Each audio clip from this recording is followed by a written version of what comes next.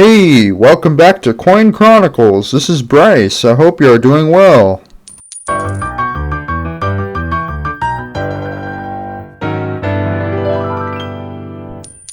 Today we will take a look at the history of the year 1930, and we will look at some coins from the year.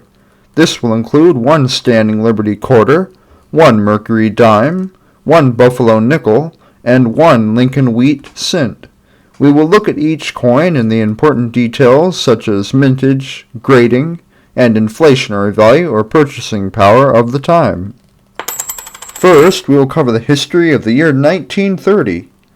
In 1930, a fire in the Ohio Penitentiary in Columbus, Ohio kills 320 people. Warner Brothers in the United States released their first cartoon series, called Looney Tunes, which runs until 1969.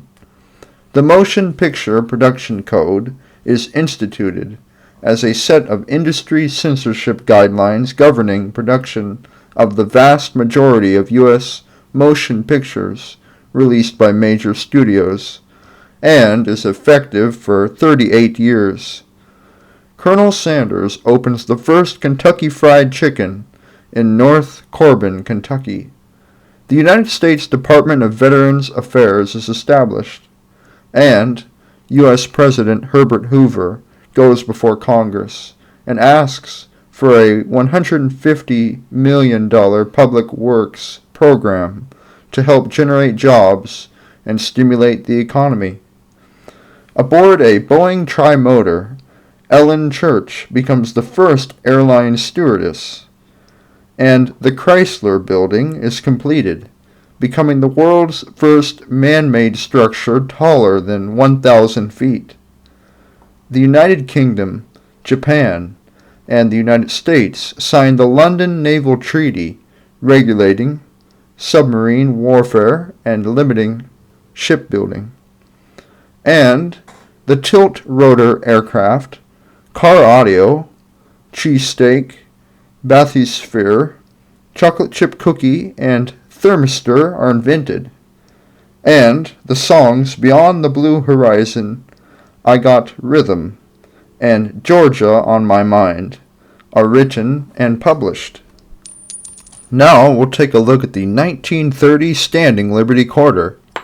The 1930 Standing Liberty Quarter has a size of 24.3 millimeters and a weight of 6.25 grams. Its composition is 90% silver and 10% copper. Its designer is Herman A. McNeil. Its mintage is 5,632,000. Its inflationary value for the year 1930 is $4.61, and its numismatic values range from $9.68 in good condition up to $264 in brilliant, uncirculated mint state condition.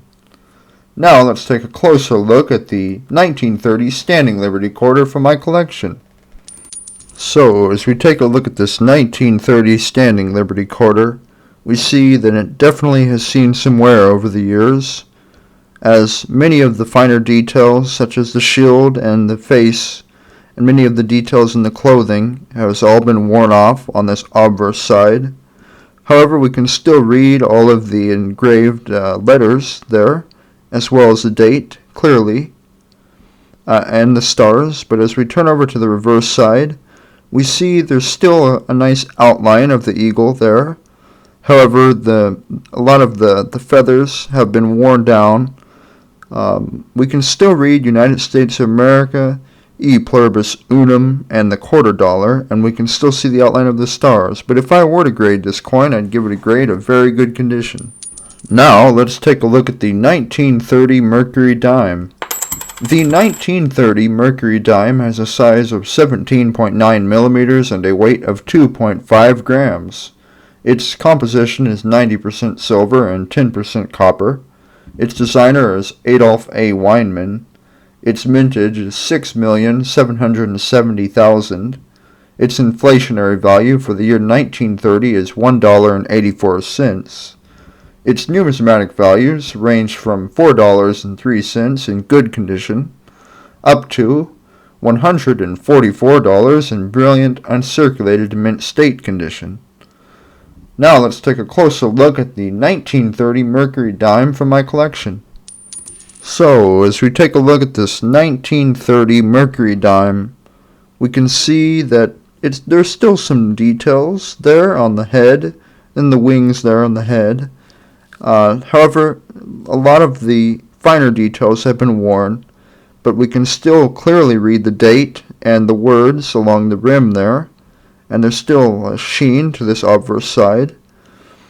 But now as we turn over to the reverse side, we can look at the axe, and there's still some fine details on the axe. However, most of the extremely fine details have been worn down.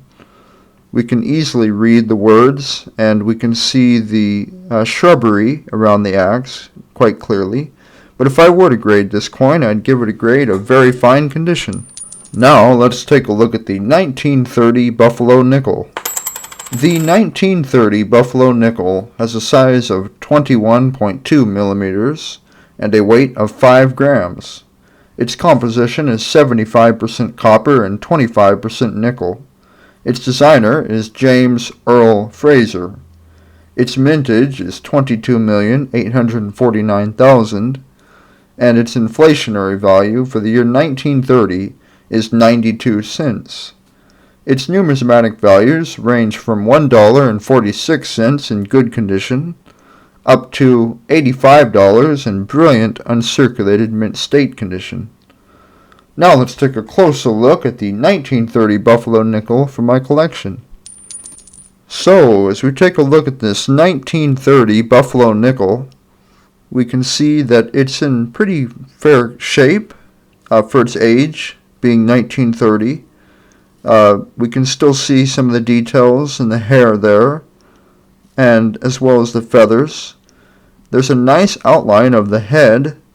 We can still read the date clearly, and we can even still see the designer's mark below the date.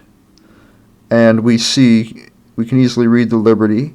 But as we turn to the reverse side, we see that the buffalo is nicely outlined, and we can read all of the words, United States of America, e pluribus unum, as well as the 5 cents at the bottom.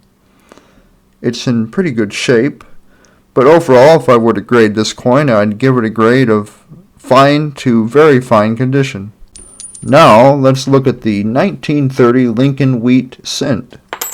The 1930 Lincoln Wheat Cent has a size of 19 millimeters and a weight of 3.11 grams. Its composition is 95% copper and 5% tin and zinc. Its designer is Victor D. Brenner. Its mintage is 157,415,000. Its inflationary value for the year 1930 is 18 cents. Its numismatic values range from 28 cents in good condition up to $11 in brilliant uncirculated mint state condition. Now let's take a closer look at the 1930 Lincoln Wheat Cent from my collection. So, as we take a look at this 1930 Lincoln Wheat Cent, we see it's in pretty excellent shape. A very beautiful penny there. We can easily read the date and the Liberty and In God We Trust at the top. And Lincoln, the details on Lincoln are very clear, and there's a very nice shine to this obverse side as well. It's very pretty, very beautiful. But now as we turn to the reverse side, we can read all the words very clearly, and there's a nice shine just as the obverse side has. And we can also see the fine lines on the details of the wheat there near the rim. But overall, if I were to grade this coin, I'd give it a grade of uncirculated mint state condition. Hey, I really hope you enjoyed this video and found it to be interesting. For more videos, please like and subscribe. Thank you, keep on collecting, and have a great day.